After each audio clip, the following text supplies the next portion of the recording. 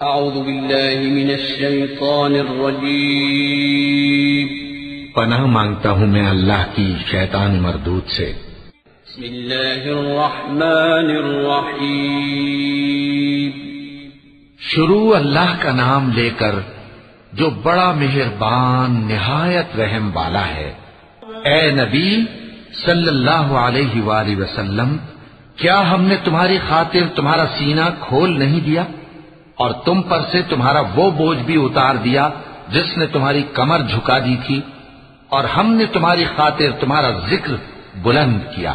سو یقیناً مشکل کے ساتھ آسانی بھی ہے، بے شک مشکل کے ساتھ آسانی بھی ہے۔ سو جب تم فارغ ہوا کرو تو عبادت میں محنت کیا کرو اور اپنے پروردگار کی طرف متوجہ ہو جایا کرو۔ صدق اللہ العظیم۔